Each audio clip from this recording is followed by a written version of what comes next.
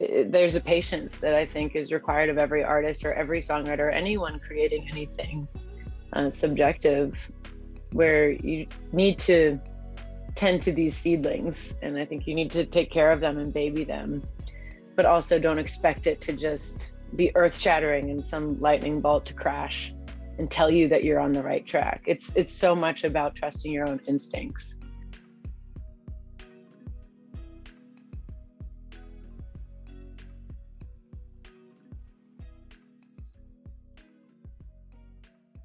Here we are today with the incredible Maggie Rose. Maggie, so glad to have you on here. How you doing today?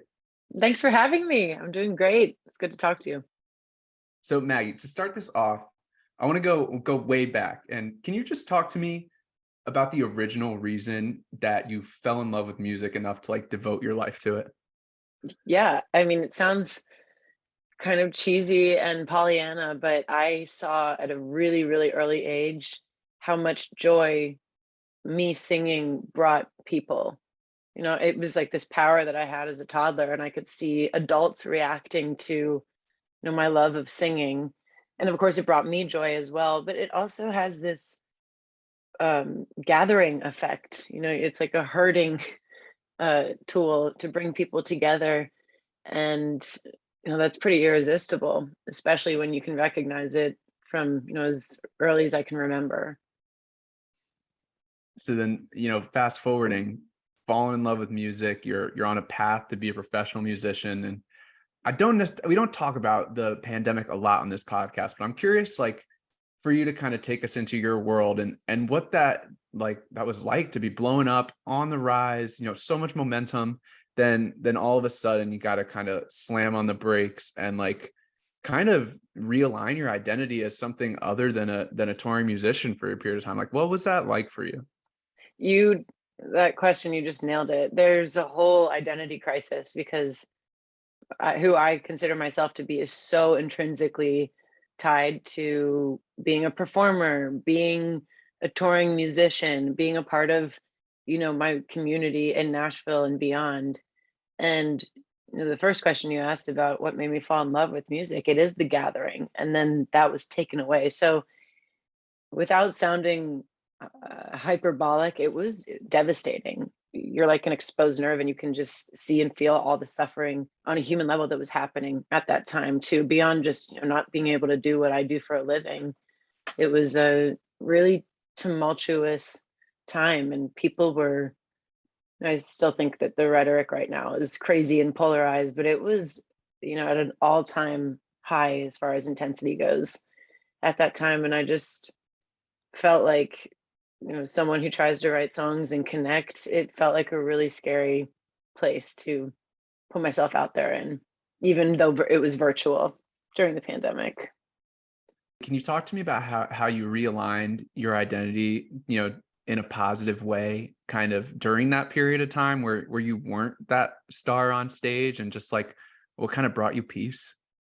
I think the opportunity presented itself to become more accessible, but in a different way, where music had always been my bond with my listeners. And then this time came where, I was letting my guard down more. I was letting people into my house and just kind of, I've never been someone who can just like talk to the camera during a live video or broadcast. And that became something that I would try and do routinely, just so that we had some consistency out there. Like, you can expect a performance every Friday in an environment where everything else is unexpected or unreliable.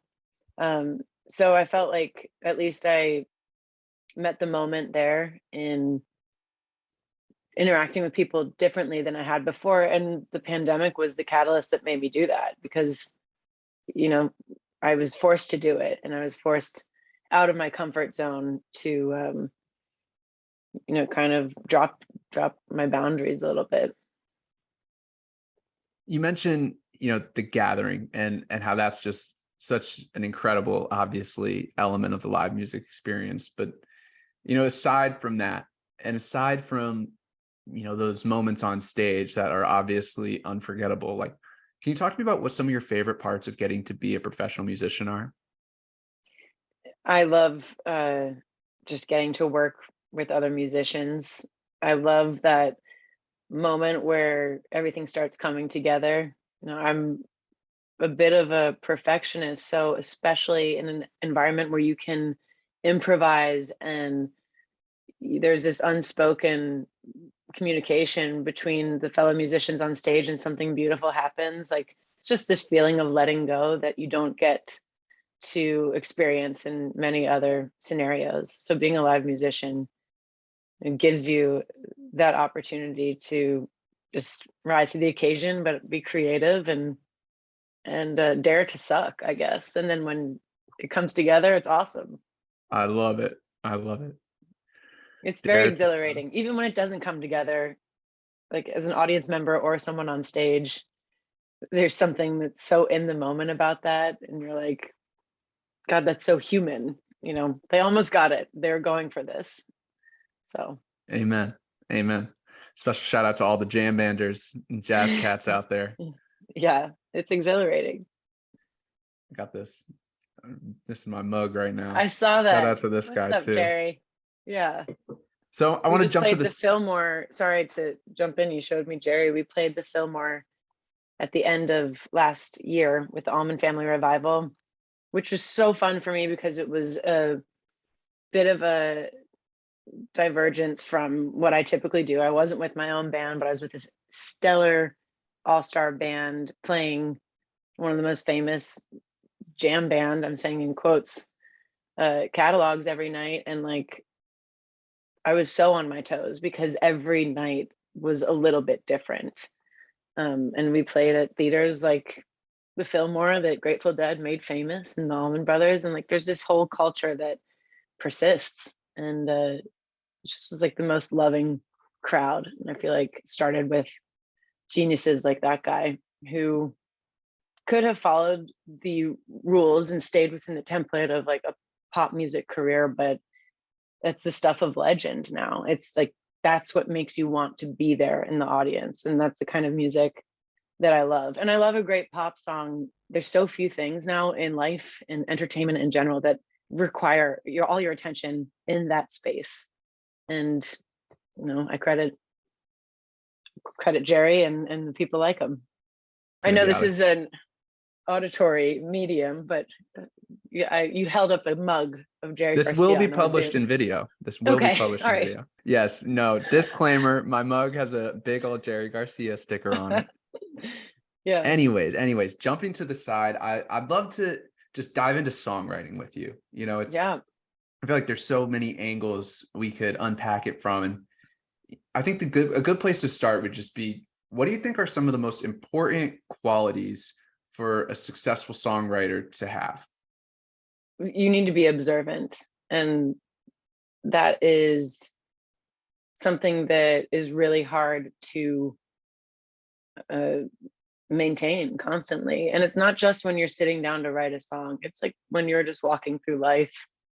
I think you need to be paying attention to everything that's going on and being able to zoom out from like your own experience. And I also think that it's about, knowing when to commit. Like if you have a creative window, take advantage of it. But I'm trying really hard this year to not feel guilty if I want to walk away from a song that's just not up to my standards. Because I think in Nashville in particular, there's this 9 to 5 mentality about songwriting. And it's like, if you didn't materialize a song in that session, then it's a failure. But I really want to make sure that I'm honing in on great songs, the whole concept of quality over quantity.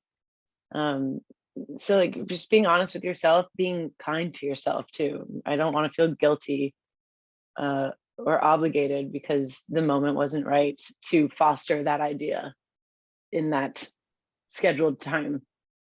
For sure. I'd love to hear you expand on that and like talk to me more about really what are some of the biggest challenges for you with songwriting? I think it's just how elusive it is and how there aren't fireworks that shoot off when you've completed a song. Like sometimes you don't know what a gem you have. And uh, there's a patience that I think is required of every artist or every songwriter, anyone creating anything subjective, where you need to tend to these seedlings. And I think you need to take care of them and baby them, but also don't expect it to just, be earth shattering and some lightning bolt to crash and tell you that you're on the right track. It's so much about trusting your own instincts. And I do a lot of co-writing too. So it's this really beautiful dance that you have to do with the other person or people in the room, where you want to encourage them to be forthcoming. It's an extremely vulnerable practice, but it's also a really good validator when you are writing about something emotional and you can connect with this other person. It's like, well, this is probably going to connect with my audience members who I don't necessarily know personally, but that's what we're trying to do. We're trying to connect with them and have them connect with their fellow audience members because of this idea. So for anyone out there listening who may, be dabbling in music, or they've written a song and they crumpled it up and threw it in the trash 4 years ago, like what advice could you share about someone who's just like about getting started with songwriting? I would say don't be precious with it.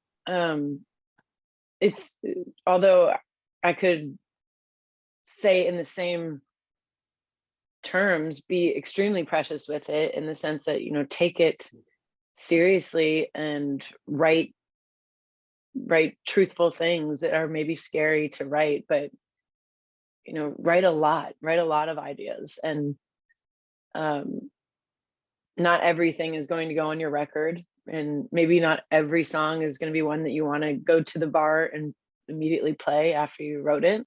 I have songs that I wrote from a specific experience that have over the years evolved and taken on an entirely new meaning. And I guess that's what I mean by don't be precious with it, and don't try and dictate someone else's understanding of what you're writing. Make sure that you're writing it for yourself, and then it's of a quality that you can be proud of. And it's truth, or it's telling a story that conveys a message that you want to put out there. But know that everyone's going to hear it and interpret it in their own way. And that's a beautiful thing. Hopefully they can attribute it to their life and make it fit with what they're going through. Hi, I'm Katie, producer of Weird Music Podcast. I want to give a big shout out to Voodoo Ranger.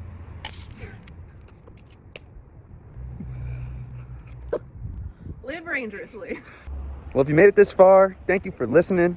Just want to let y'all know we've got these hand-dyed, ice-dyed Weird Music Podcast hoodies and also tees. If you'd like one, let us know. We'd love to get you one. And a big thank you to the geniuses over at Thrax CBD for sponsoring us with their amazing products. Also want to give a big thank you to J&J Distribution, Ohio's premier Delta 8 and CBD wholesale supplier. Retailers, check out their brands Cloud 8, Compassionate Buds, and Zaza. Got links in the description. And yeah, much love, y'all. Now back to the episode. Can you share any advice about being more vulnerable as a songwriter? Yes. There's a few songs out there that I think actually capture that feeling really, really well.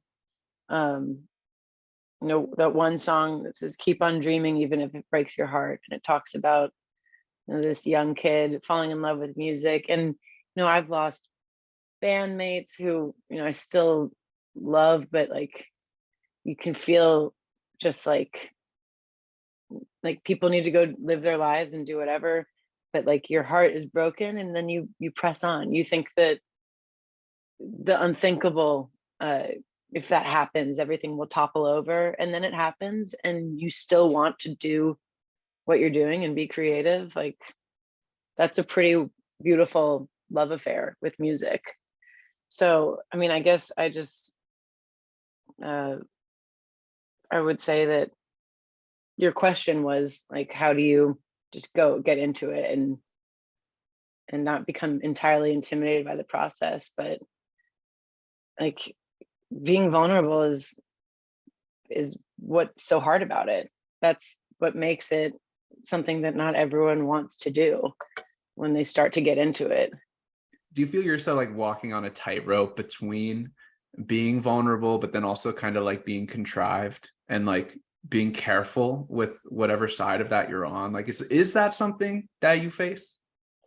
I can't really anymore. I definitely feel like I have been in that position, and my music suffers because of it, and I suffer because of it. I lose sleep and I get anxious, and there is like, when it comes to my music and what I like, how I produce it and put it together, there is intention. I don't think it's contrived, but it is a weird climate right now to just say what you think and feel like people aren't going to, discredit all of your work if you disagree with their views.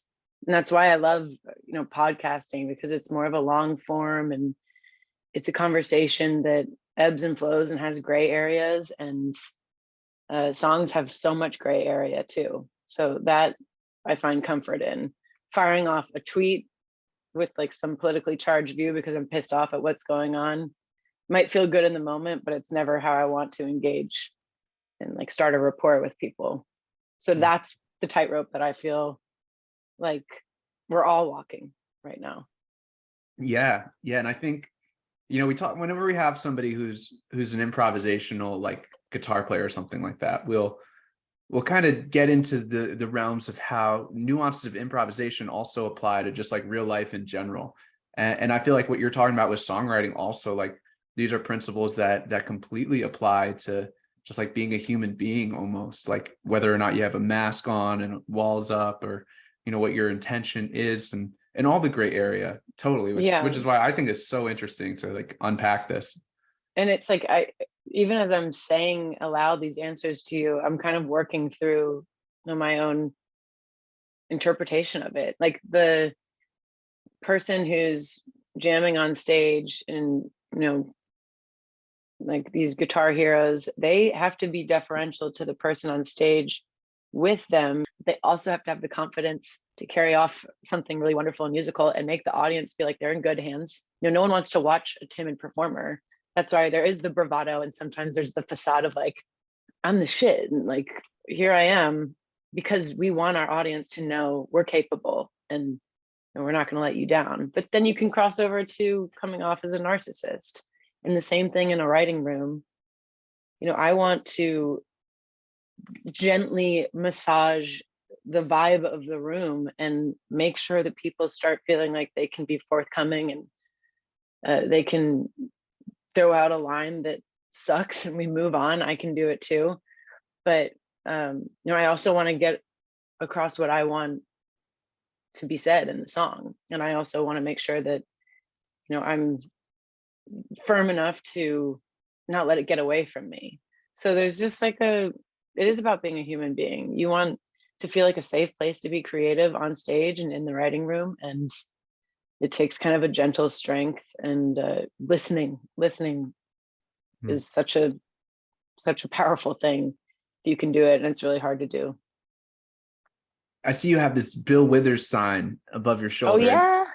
Oh yeah, that's an original poster from no way. Yes. So during the pandemic, I have also like a ton of records behind me and a bunch on the floor too. But my husband and I were just like, we'd have like a vinyl party almost every night. We were trying to make it feel like, okay, tonight we're going out to the record room, because we couldn't leave our house. And I fell in love with the Live at Carnegie Hall record that Bill Withers did. Like, I had been familiar with it, but I became like intimately involved with that record, which sounds kind of dirty in the wrong context, but he passed away, and just all things Bill Withers were so appealing to me, but I wanted to recreate that whole record. And so we were able to get the band together and do a live stream and record that whole recreation of the Live at Carnegie Hall Bill Withers album. And I invited all these guests who are friends of mine, and this was right after George Floyd was murdered, and we were trying to benefit Music Cares and Black-owned businesses, and especially with Bill Withers being our focal point. And someone found me that poster from the actual event. So it's very special to me because that was such a big moment of like re-emerging and trying to take on something that was really challenging. Like that band that he played with that night was so good, and it kind of made all of us feel the nerves again that we would feel from a big live show, because we were taking on something that wasn't our own, and we didn't feel like promoting our own music at that time, but we still wanted to keep our chops up and get together and make music. But yeah, I love that guy. Love that guy. I want to, so going a little deeper down, the Bill Withers rabbit hole. Timeless music, some of the best songs to ever have been written. Can you talk to me, like, just from your subjective 2 cents, like what you think are some common qualities, some commonalities between, these timeless songs that will live forever in history, like some of Bill Withers songs? Yeah, Grandma's Hands. I was at an event last night for the Nashville Grammy nominees, and Tommy Sims, who wrote one of the greatest songs, Change the World, also covered Grandma's Hands. And then a spoken word artist came up and started talking about her grandmother and this patent leather purse. And like, we all have that person that we love, but like Tommy Sims and this woman couldn't have looked more different, couldn't have been from more different backgrounds, but they were on stage collaborating on that tune. I digress to say that it's finding those stories that are undeniable. And Bill Withers, sonically, he kind of didn't make music in the last years of his life, last decades of his life, because where the industry was going and shifting away from organic elements and live band sounds, it wasn't for him. And the man had principles, and he just was like, I don't want to make music with a drum machine right now. Nothing against drum machines, but he knew who he was.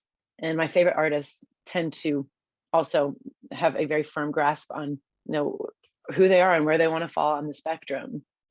And I'm sure if he had evolved and made popular music during the time where it was becoming more 80s and pop, he would have found a way to do it brilliantly. But you also have to know, like, what seasons of your life are going to be the creative ones, and that will yield songs that I think are going to still click with people and resonate today. Like Carole King's Tapestry was 50 something years old, and I still think that all those songs would be appreciated by audiences young and old today, and they are. So coming back to Maggie Rose, what do you feel like, from your perspective, how do you feel like you stand apart from the majority of songwriters and artists out there?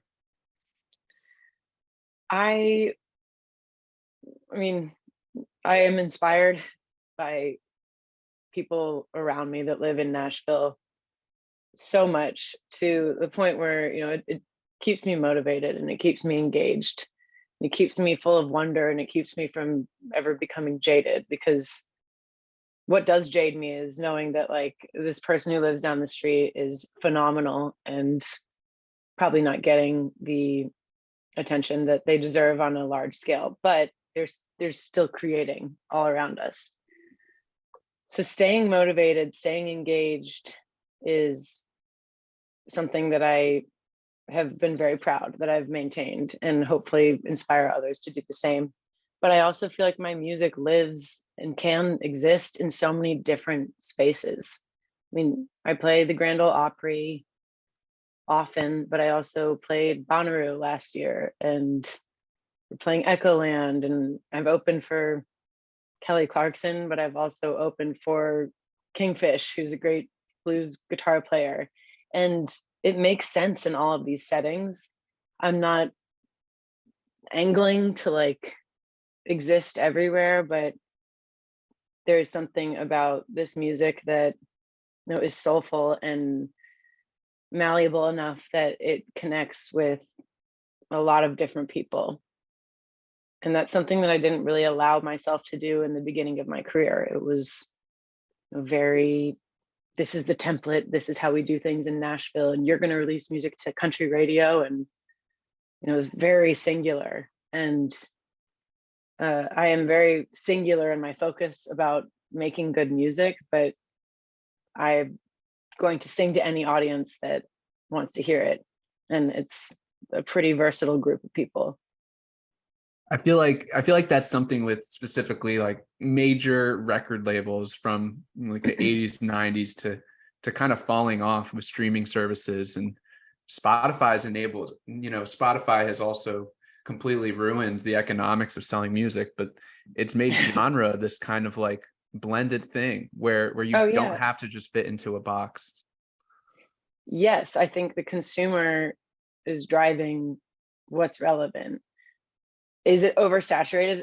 Absolutely. There's more songs released in 1 year to Spotify these days than there were released in like all of the 70s. There's some crazy statistic like that, which makes it, it's a little discouraging as someone who makes music, because you're just like, it's so saturated. But also that's so good that it is accessible to so many people, and that someone who's making their playlist at home can curate a set list that's comprised of like wildly different songs. I mean, I hate that Napster and LimeWire did what they did to the industry. I truly do. But back in the day, I remember burning that CD and making it for a long road trip and just feeling like this ownership, like this is my taste, and this is the song, like the playlist that I love, that's unique to me. And people are feeling an ownership over what they like, not because their favorite radio station played those songs. It's because they discovered them. So I think that makes for more avid fans too. I'd love to hear your take on darkness in art and how you think ultimately that can just be like a beautiful thing.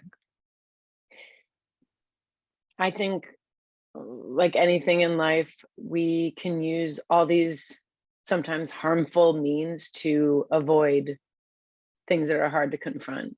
And, that's drinking too much, drugs, just avoidance in general. And it's just so combustible. I think that's all, ticking time bomb. So using music as an outlet to visit those things, kind of put them in their box, say, hey, is anyone else feeling this out there? Like, you're not alone in the world. And as healing as it is for me to like write a song about these dark experiences or feelings, it's a containment of sorts. I put them in that song. I've sort of, confronted those demons, and then someone else out there who feels like they're walking alone is going to hear that and be soothed by it, I would hope, and that's the hope that comes from that. And just the exercise of doing it is a reason to keep doing it again and again. I love it. I love that. Hell yeah. Well, starting to wrap up here. Everyone out there listening, thank you for tuning in. Definitely check out Maggie Rose on streaming platforms, on tour. We got links in the description below. Definitely check those out. And yeah, Maggie, just a couple more questions for you here as we're wrapping up, but thank you so much for joining me here and taking the time. Thanks for your time, and I appreciate all your questions. Jumping off of the last one, like, what do you think it is about tension specifically, and even looking at this from the perspective of a guitar solo, like, what do you think it is about tension that can lead to such a profound experience? Oh, it's the release. I mean, it's the longer that you feel that tension building up. I mean, I'm thinking of the moment the glow sticks go in the air. That's what tension does. More glow sticks are gonna fly when there's been tension building for longer. You know what I'm talking about. And glow sticks are also like there's neurotransmitter glow sticks also. I feel like there's some crazy juju going on with what tension and release does to our brains. Like, do you We're ever think about that? anti-fragile. We're anti-fragile beings. I mean, the more discomfort we're met with, the stronger we get. I mean, we are fortified by challenge, especially the ones that we overcome. So tension is a little, in music, I think it's presenting that kind of challenge that we're all going to get through together. I love that. I love that. So zooming out, how Yeah. would you sum up your musical philosophy? Oh, you coming with them now? Okay. I would say, well, first of all, can't think of something else I would rather do. Even when I'm bitching about, this or that, the struggles that I have within music are a privilege to have. Like, oh, maybe they don't like the song, or like it's oversaturated, or whatever. It is a luxury that I get to be creative. And I'm eating every day. I'm playing with people that I love. I think your audience is super smart, and they're going to tell if you can't love it. So it just comes from totally dedicating yourself to it, and also knowing that it's a means of communication, and it's supposed to be fun, and it's supposed to be healing, and it's so much bigger than me as an individual. So that's my philosophy about music and just my career in general, and it makes it so much less daunting. Yeah, I'm doing this, but so are so many other talented people, and I'm just happy to be in the mix, and I'm gonna do it as well as I can for as long as I can. But it's all part of a bigger conversation. I love that perspective. That is very refreshing, especially for me to remind myself about, all my problems, that there's only solutions, and whatever's on our plate, it's just something to be grateful for. Well, yeah, and your problems are valid, and you should write about them in your songs, and you should live your experience fully. But you were saying that's your philosophy about music, and I'm just like a little part of a huge tapestry of something that's been connecting humans for as long as we've been around. And it's such an ego-driven pursuit. And trust me, I'm very fallible when it comes to this. I'm not Gandhi. Like, I get way in my head. I get self-absorbed. I get self-doubt is even a form of narcissism. All those things happen. But the way that I've just been able to keep doing it, I've been in Nashville for 15 years now, is just knowing that there's still music left in me, and there will always be. Just got to make it. I love it. I love it. This has been amazing. Maggie, thank you so much for leaning into these questions. Absolutely. This is my pleasure. I love the questions. I feel like I figured some stuff out too. Just questions that you're asking. I'm like, I'm going to work through this answer in real time with you. But it's always good asking yourself these questions routinely, and checking in with oneself is what every human should do. Definitely what every artist should do. And so I appreciate you for prompting me with them. My pleasure. My pleasure. Well, Maggie Rose, last question for you as we're wrapping up here. I love asking this one. If there's one takeaway or mantra or lesson or piece of advice that could be taken from your story, your journey, everything you've been through, where you're at now, what would you say that would be?